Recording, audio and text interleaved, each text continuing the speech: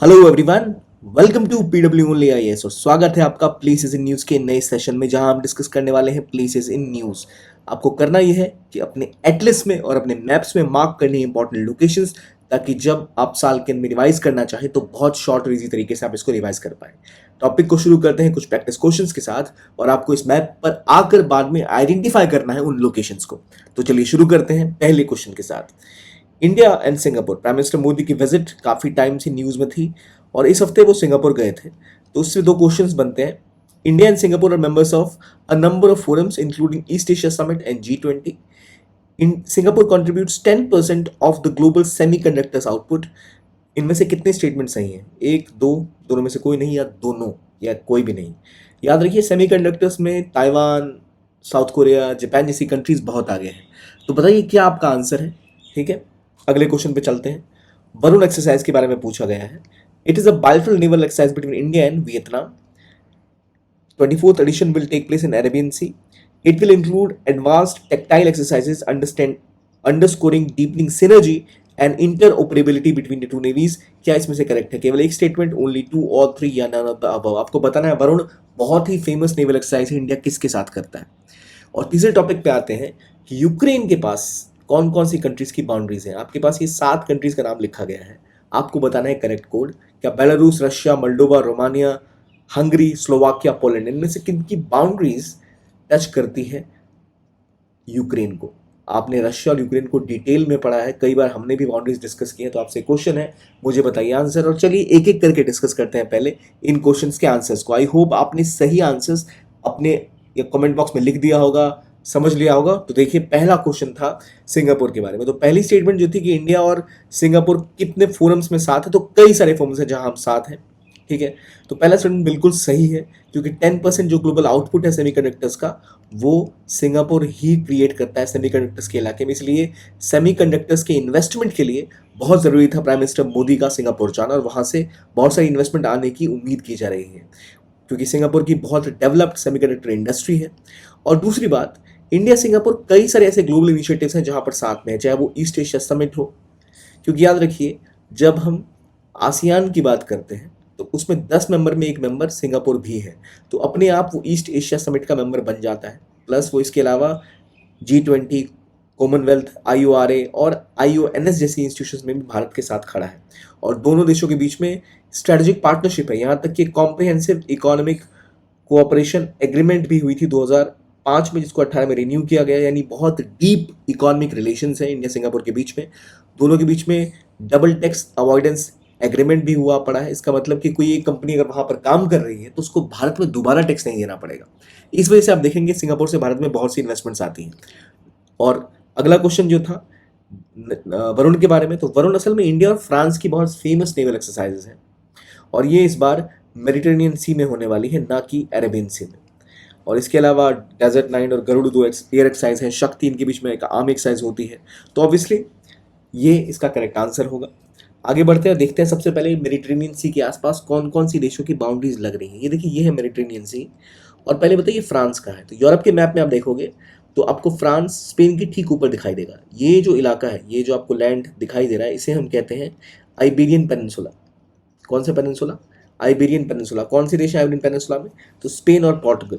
ये जो आप यहाँ लोकेशन देख रहे हैं, this is Spain and Portugal which is in area of Iberian peninsula. Iberian peninsula समझने के बाद अगला सवाल आता है कि फ्रांस, जर्मनी, पोलैंड, बेल्जियम, इन जैसे देशों को कहा जाता है कॉन्टिनेंटल यूरोप।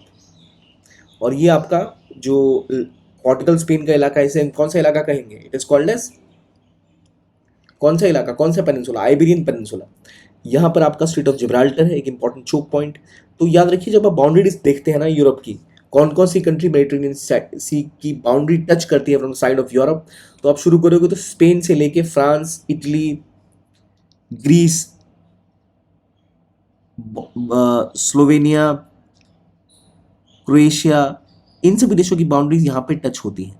ठीक है, और वहाँ से आप आओ तो नीचे आपको टर्की, ये जो मेजर कंट्रीज हैं जिसकी एजेंसी बगे हमने डिटेल में इसकी वीडियोस भी करी हुई हैं। आई मीन टू से स्पेन, फ्रांस, इटली, आपको दिख रहा है इटली। इटली के साइड में कौन सा देश है? क्रोएशिया। क्रोएशिया के पास आप देखो तो आपको छोटी सी कंट्री दिखेगी, मॉन्टेनाग्रो के पास आपको फिर ग्रीस भी दिखेगा, अल्बेनिया दिखेगी।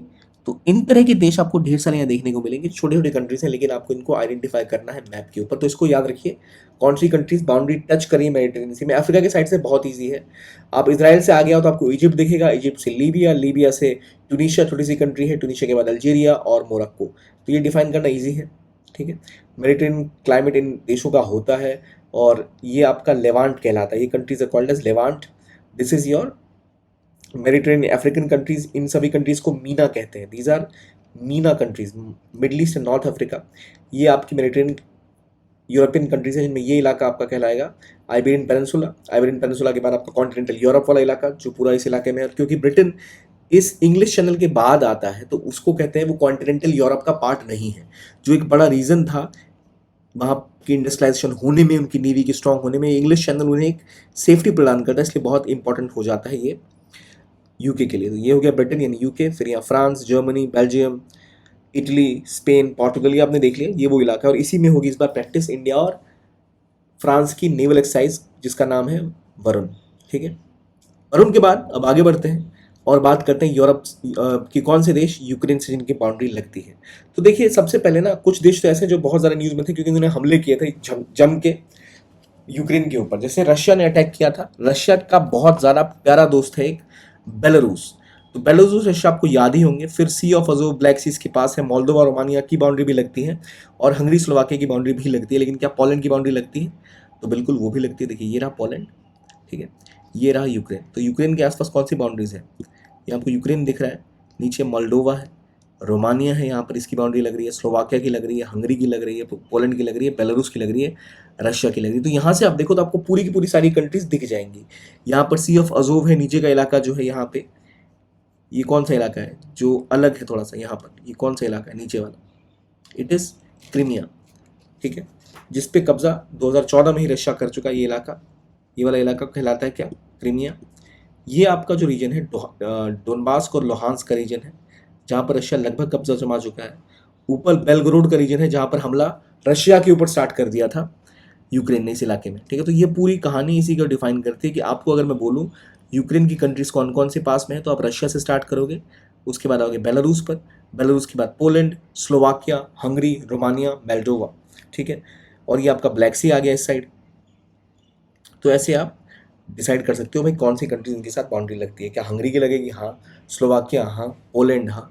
Check Slovakia? नहीं, मतलब चेक रिपब्लिक की नहीं, चेक स्लोवाकिया देश रहा नहीं, चेक और स्लोवाकिया अलग अलग हो चुके हैं। ऑस्ट्रिया की नहीं, लुधियानिया की नहीं, लैटविया की नहीं। लेकिन ये देखिए यहाँ जो कंट्री आपको दिख रही है ना, ये भी रशिया ही है, ठीक है। तो ये आपको बाउंड्रीज के आसपास कौन सी कंट्रीज है याद रह जाएंगे। आई होप कि आप यूक्रेन को जब इमेजिन करो तो Ukraine, Russia, Belarus, Poland, Slovakia, Hungary, Romania, Moldova, ये आपको याद रहनी चाहिए चीज़ें, ठीक है।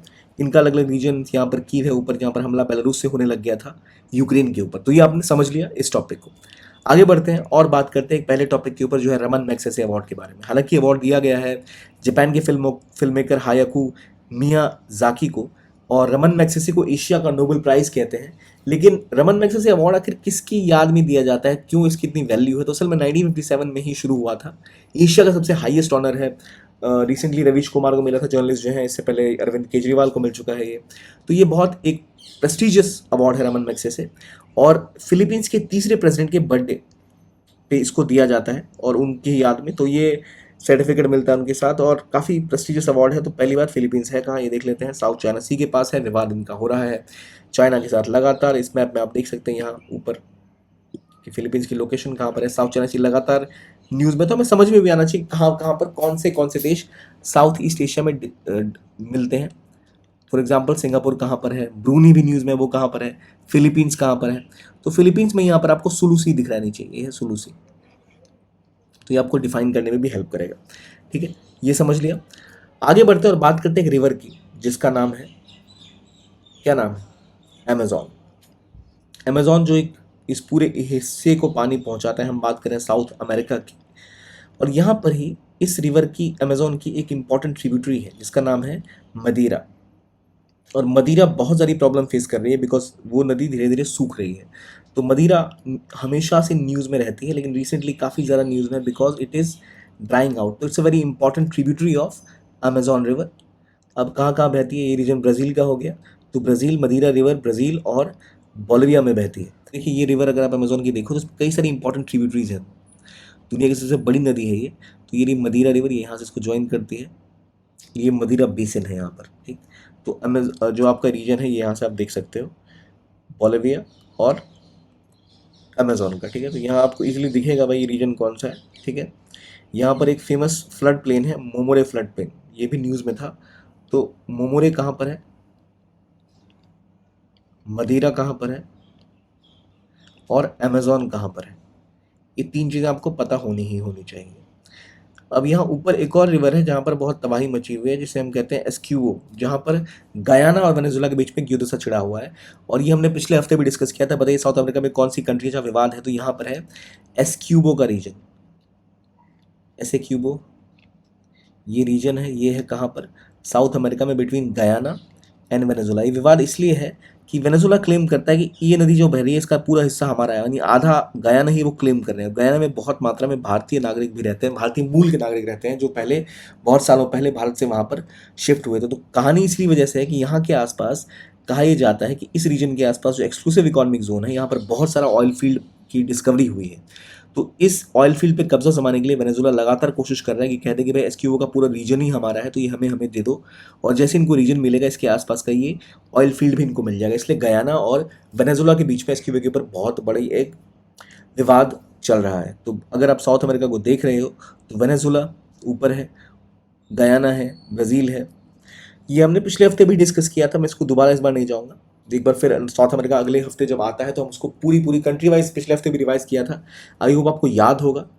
आगे टॉपिक पे बढ़ते हैं और अफ्रीका को भी हम कुछ रीजन में भी देख रहे हैं। तो मैं बात कर रहा था मलेरिया की, जो बहुत इंपॉर्टेंट ट्रिब्यूटरी है अमेजोन की, और ये सूखती ही जा रही है, जो बोलिविया ब्राज़ील के रीजन में जाती है। इसका बेसिन जो है वो पेरू को कवर करता है, ठीक है। और बोलिविया ब्राज़ील के बीच में ये एक बॉर्डर के पास दो रिवर्स के बनने से बनती है, बेनी और मामोरे रिवर्स के बनने से बनती है, ठीक है। मामोरे फ्लड प्लेन भी आपको यहाँ पता ही होगा, जो हमने इस फोटो में देखा था। तो मदीरा कहाँ पर है, एस्क्यूबो कहाँ पर है, ये आपने समझ लिया। आगे बात करते हैं एक जगह की जिसका नाम है गैलेथिया बे। गैलेथिया बे भारत के बहुत करीब, यानी भारत के पास ही, असल में अंडमान एंड निकोबार की बात हो रही है, जहाँ पर गैलेथिया बे में भारत एक बहुत बड़ा ट्रांसशिपमेंट पोर्ट बनाने की तैयारी कर रहा है। ट्रांसशिपमेंट पोर्ट मतलब भारत में देखिए जो भी बड़े बड़े शिप्स आते हैं वो इंडिया की कोस्ट लाइन ऐसी कि वहाँ डायरेक्टली बड़े शिप्स लग नहीं सकते, इसलिए वो सारे के सारे या तो सिंगापुर जाते हैं या कोलंबो जाते हैं और वहाँ से घूम के बाहर आते थे। तो भारत ने इस बार बहुत सारा निवेश किया है, चाहे हम जो पोर्ट्स लगातार बना रहे हैं उनमें से एक इम्पॉर्टेंट पोर्ट ट्रांसशिपमेंट का अंडमान निकोबार के पास गैलेथिया बे में भी बनाना चाह रहे हैं, जो 44,000 करोड़ का एक मेगा प्रोजेक्ट होगा, जिसमें ट्रांसशिपमेंट कार्गो मूव करने में मदद मिलेगी। तो कहाँ पर है गैलेथिया बे, तो देखिए ये रहा निकोबार के नीचे का हिस्सा, यहीं पर आपको गैलेथिया बे है जहाँ पर ये बनाया जा रहा है। देखिए ये रहा गैलेथिया बे, इंदिरा पॉइंट के ठीक ऊपर ये रीजन, गैलेथिया बे। ऊपर कैंपल बे है, यहाँ है गैलेथिया बे। जो आप मैप देखते हो ठीक इसके इस रीजन में आप देखो तो गैलेथिया बे यहाँ पर आपको देखने को मिलेगा। जब आप अंडमान निकोबार देखोगे तो यहाँ आपको गैलेथिया बे देखने को मिलेगा इस रीजन में। ये रहा गैलेथिया बे। यहीं के आसपास इंडिया एक बहुत बड़ा ट्रांसशिपमेंट हब बनाना चाहता है, ताकि जो भारतीय शिप्स डिपेंडेंट होते हैं सिंगापुर और कोलंबो के पोर्ट के ऊपर, वो डिपेंडेंस ना होने पाए। तो गैलेथिया कहाँ पर है, गैलेथिया बे कहाँ पर है, हमने समझ लिया। अंडमान निकोबार के आइलैंड की हम बात कर रहे हैं, ठीक है। आगे बढ़ते हैं और एक बार दोबारा इस पूरे रीजन को देख लेते हैं। यहाँ कंट्रीज हम बार बार डिस्कस कर रहे हैं। गैलेथिया बे कहाँ पर होगा भाई, इधर होगा अंडमान निकोबार के पास। ये हमें पता है इंडोनेशिया है। और यहाँ पर ब्रूनी का छोटा सा देश है, ब्रूनी यहाँ पर छोटा सा देश है, प्राइम मिनिस्टर मोदी ने यहाँ विजिट की थी। इसके अलावा सिंगापुर, यहाँ छोटा सा देश, यहाँ प्राइम मिनिस्टर मोदी ने विजिट की थी। यहाँ फिलीपींस है, ठीक है। फिलीपींस की हमने बात की, इनके प्रेसिडेंट के नाम पर ही रमन मैग्सेसे अवार्ड दिया जाता है। सिंगापुर और ब्रूनी प्राइम मिनिस्टर मोदी की विजिट थी। ये दोनों ही असल में किसके मेंबर हैं, आसियान के। हालांकि फिलीपींस भी मेंबर है आसियान का। आसियान में जो मेंबर देश उनका नाम है Singapore, Indonesia, Malaysia, Philippines, Brunei Darussalam और Cambodia, Laos, Myanmar, Vietnam and Thailand. CLMVT SIMPB, ये 10 देश हैं जो अभी मेंबर हैं आसियान के।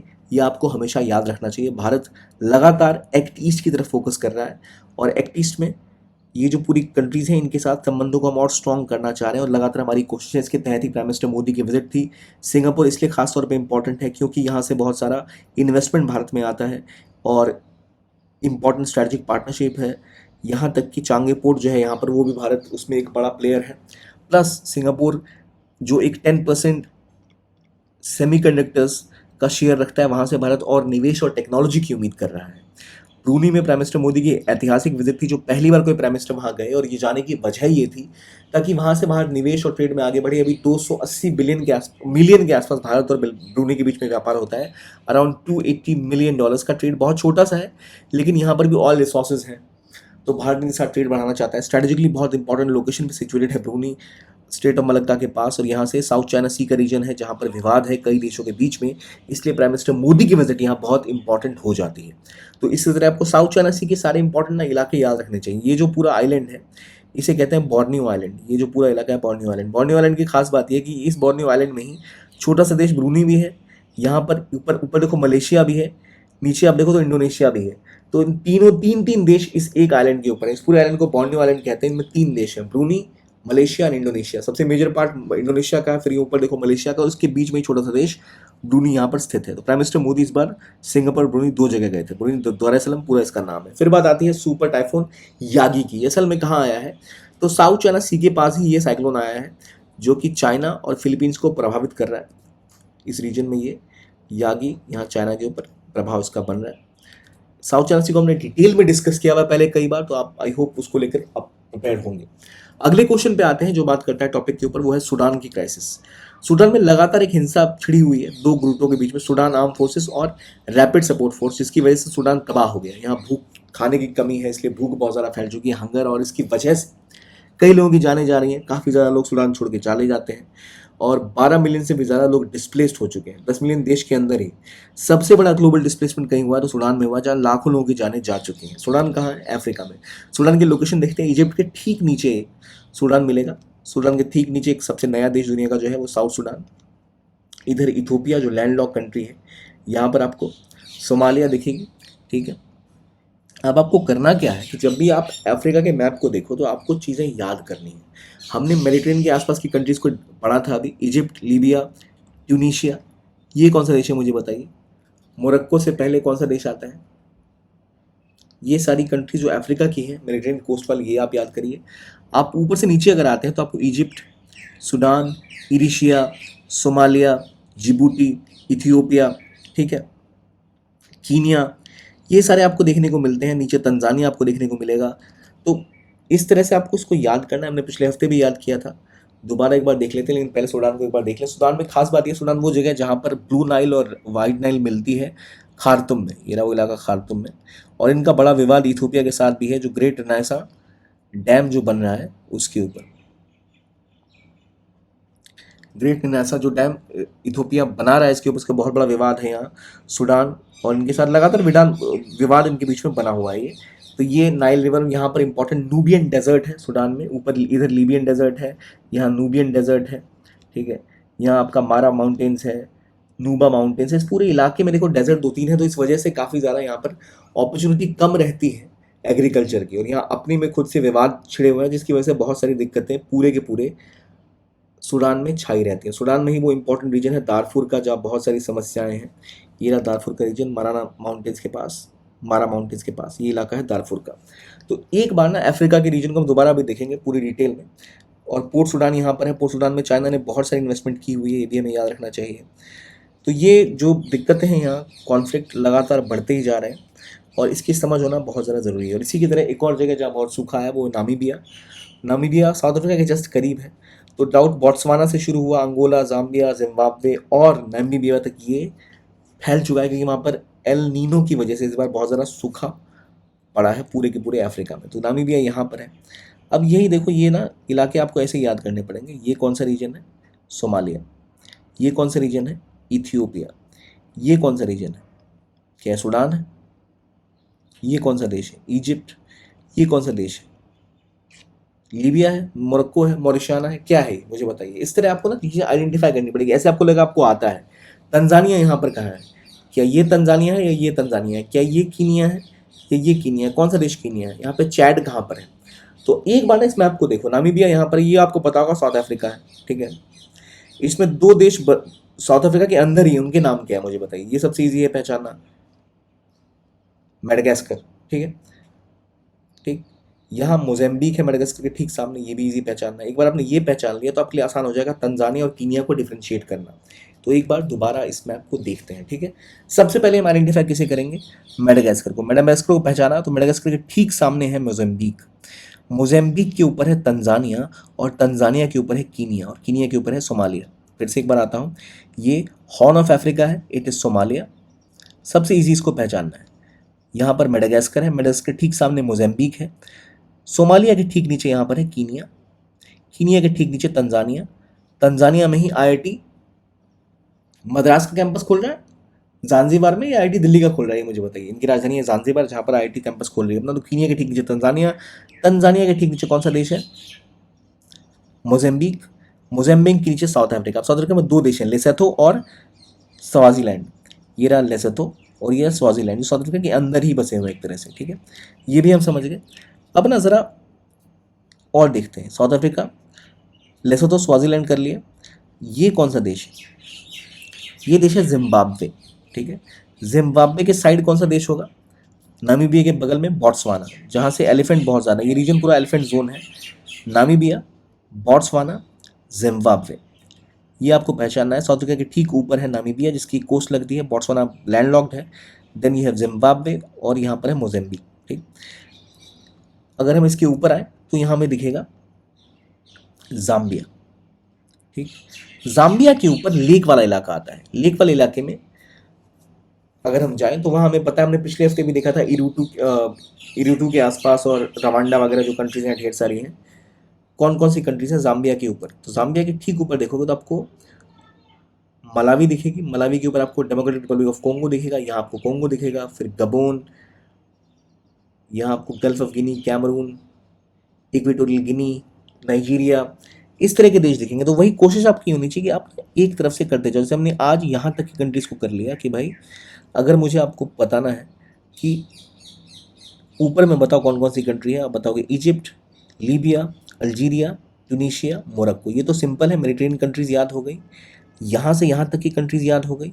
यहाँ से यहाँ का जो कोस्ट है इसको डिफाइन करना काफ़ी आसान है। साउथ अफ्रीका तो हमें पता है सबसे नीचे, उसके ऊपर कौन सा देश है, नामीबिया, नामीबिया के ऊपर अंगोला, अंगोला के ऊपर डेमोक्रेटिक रिपब्लिक ऑफ कोंगो, इसके बाद कोंगो, उसके ऊपर गबॉन, गबॉन के ऊपर इक्वेटोरियल गिनी, और इक्वेटोरियल गिनी के ऊपर कैमरून। इसको आप ना इस मैप में देखो तो ये जो हिस्सा आपको दिख रहा है, ये इसे पहचानिए कौन सा हिस्सा है ये, नामीबिया, नामीबिया के ऊपर अंगोला, अंगोला के ऊपर डेमोक्रेटिक रिपब्लिक ऑफ कोंगो, उसके ऊपर कोंगो, और ये एक पतली सी कंट्री जो आपको दिख रही है ना यहाँ पर, ये है कैमरून, कैमरून, ठीक है। यहाँ पर इक्वेटोरियल गिनी है, कैमरून है। तो इस तरह से आप कोस्ट को याद कर सकते हैं इक्वेटोरियल गिनी के आसपास, ठीक है। ये रीजन हमने देख लिया। अगले क्लास में हम ये पूरा जो कोस्ट है ये कवर करेंगे, ठीक है, पूरा का पूरा, ताकि हमें याद रह जाए। हालांकि एक बार पहले कर चुके हैं, पर अगली क्लास में फिर करेंगे इसको। तो हमने बात असल में किसकी, इसको मत भूल जाना, हमने बात आज की है नामीबिया की, क्योंकि नामीबिया, बोट्सवाना, जिम्बाब्वे, ये जो पूरा रीजन है यहाँ सूखा फैल चुका है, ठीक है, ड्राउट। हमने बात की सूडान की, जहाँ पर इंस्टेबिलिटी की वजह से लाखों लोग डिस्प्लेस हो चुके हैं। सूडान का है यहाँ, साउथ सूडान के ऊपर, एशिया का पड़ोसी, ठीक है। पोर्ट सूडान यहाँ पर इंपॉर्टेंट, चाइना बिल्ड कर रहा है। ये चीज़ें हमने समझ ली, कोई दिक्कत अभी तक आई होप नहीं होनी चाहिए। तो अफ्रीका के रीजन्स भी हमने समझे। आगे बढ़ते हैं, फिर एक बार सिंगापुर के ऊपर आते हैं। सिंगापुर क्यों, क्योंकि प्राइम मिनिस्टर मोदी की वहाँ विजिट हुई, जहाँ निवेश और जहाँ से टेक्नोलॉजी की पार्टनरशिप करने की उम्मीद करेंगे। सिंगापुर का आइलैंड है मलेशिया के ठीक नीचे, ठीक है। यहीं पर चांगी एयरपोर्ट है, चांगी जो पोर्ट है, यहाँ पर भारत बहुत ज़्यादा निवेश भी करता है। यहाँ पर आसपास एक इंपॉर्टेंट स्ट्रेट है, एक है स्ट्रेट ऑफ सिंगापुर और एक है स्ट्रेट ऑफ जोहार, जहाँ जोहार नदी भी यहाँ आसपास बहती है, ठीक है। ये रहा स्ट्रेट ऑफ जोहार, ठीक है।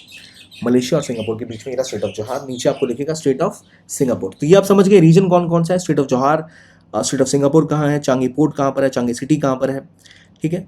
फिर आपको ऑलरेडी पता है कि ब्रूनी कहाँ पर है। इस पूरे आइलैंड को क्या कहते हैं, बोर्नियो, जहाँ पर 3 देश हैं बोर्नियो के अंदर। कौन कौन से देश हैं बोर्नियो में, 3 देश, इंडोनेशिया, मलेशिया और ब्रूनी दारुसलाम, ठीक है। ब्रूनी का आप देखो तो इस तरह की जो जोग्राफी है वो इस तरह की है, ब्रूनी और दारुसलाम का रीजन। यहाँ पर आपको रिसेंट कंट्री है, ये कंट्री अभी तक आसियान के मेंबर है, भारत के साथ व्यापार कम है लेकिन हम इसको और डेवलप करने की कोशिश कर रहे हैं। इनका भी विवाद चाइना के साथ है, ईस्ट चाइना सी साउथ चाइना सी में इनके भी एक्सक्लूसिव इकोनॉमिक जोन का क्लेम और विवाद है चाइना के साथ। यहाँ पर आपको ब्रूनी बे देखने को मिलेगा। तो असल में मलेशिया में ही बसा हुआ एक तरह से छोटा सा देश है ये ब्रूनी, ठीक है। तो याद रखिएगा आप, यहाँ पर फेमस टेम्बरोंग नेशनल पार्क है, सुकांग की हम बात कर लें, ये इंपॉर्टेंट है, तो याद रखिए लोकेशन क्या है इसकी, ठीक है। आगे देखिए, अब ये जो पीडीएफ है आप डाउनलोड कैसे करेंगे जो आप देख रहे हैं, तो ना इस वीडियो के डिस्क्रिप्शन में एक लिंक होगा, वहाँ जहाँ जाएंगे तो वहाँ से आप इस वीडियो की पीडीएफ को डाउनलोड कर सकते हैं और जितने भी हमारे इंपॉर्टेंट पीडीएफ्स हैं वहाँ से आप डाउनलोड इसको कर सकते हैं। अब ना हमने ये सब देख लिया, एक बार मैं दोबारा आपको अफ्रीका लेके जा रहा हूँ। रेड सी दिख रहा है, ये इजिप्ट है, ठीक है। ये कौन सा देश है? ये तो चलो ट्यूनीशिया है, ये तो चलो मोरक्को है, ये तो चलो अल्जीरिया है। ये कौन सा देश है मुझे बताइए? तो ये है फेमस लीबिया, जहाँ पर सरकारें गिरी थी। लीबिया के ठीक नीचे कौन सा देश है बीचों बीच, विच इज़ चैड, ठीक है। लीबिया के ठीक नीचे यहाँ पर आपको चैड देखने को मिलता है, ठीक है। चैड है, चैड के साइड में यहाँ सूडान है, नीचे साउथ सूडान है, ठीक है। ये इथियोपिया है, ये सोमालिया है, ऊपर इरिशिया है, यहाँ पर जिबूटी है छोटा सा, जहाँ पर सब लोग अपने पोर्ट्स बना के बैठे हुए हैं। इसके नीचे कीनिया है, कीनिया के नीचे तंजानिया है, तंजानिया के नीचे मोजाम्बिक है, मोजाम्बिक के नीचे साउथ अफ्रीका है, लेसोथो और स्वाइलैंड यहाँ पर है, ऊपर नामीबिया है, इसके साइड में जिम्बाब्वे है, सॉरी बोट्सवाना है, बोट्सवाना के साइड में जिम्बाब्वे है, ऊपर जाम्बिया है, ठीक। यहाँ अगर आओ तो आप मुझे बताओ नामीबिया के ऊपर कौन सी कंट्री है? अंगोला है, ठीक है। फिर आपको डेमोक्रेटिक रिपब्लिक ऑफ कोंगो है, कैमरून है। तो ये एटलीस्ट ये देश ना इस तरह से आप इसको याद कर सकते हो इजीली कि एक देश को अपना पिवट बनाओ कि भाई मुझे इसके चैड मुझे याद है, चैड के साइड में नाइगर है, नाइगर के नीचे टोगो है। तो इस तरह आप इसको याद कर सकते हो। अब वो करना क्या है कि हमारी पहली इमेज जो है यहाँ पर आकर आपको देशों को रिवाइज कर लेना कि भाई मुझे सारे मैप्स याद हैं कि नहीं, मैं इजीली इसको आइडेंटिफाई कर पा रहा हूँ या कर पा रही हूँ या नहीं, कहाँ पर कौन सा देश है, अफ्रीका में ये रीजन कौन सा है, मेडिटेरियन का रीजन कौन सा है। ये सभी चीज़ें आपको डिफाइन करने में आसानी होनी चाहिए, तभी जाकर आप इन चीज़ों को इजीली डिफाइन कर पाएंगे, वरना आप बहुत मुश्किल में फंस जाएंगे, ठीक है। तो ये हमने डिस्कस किया आज के टॉपिक्स। आई होप क्वेश्चंस भी आपको याद रहेंगे। गलतिया बे कहाँ पर है, वहाँ क्या बनने वाला है, टाइफून कहाँ आया है, खार्तूम की क्या खास बात है, नामीबिया में डेजर्ट कहाँ पर है, कौन कौन इंपॉर्टेंट इलाके हैं, जोहार अगर मैं पूछूँ स्ट्रेट कहाँ पर है, तो ये चीज़ें आपको याद रहेंगी। तो बाकी ये था आज का डिस्कशन। अगर आप चाहें और कंटेंट तो आप हमारा टेलीग्राम चैनल ज्वाइन कर सकते हैं इसको स्कैन करके। ये था आज का डिस्कशन, देखने के लिए बहुत बहुत धन्यवाद। Keep on watching PW only IAS and have a nice day.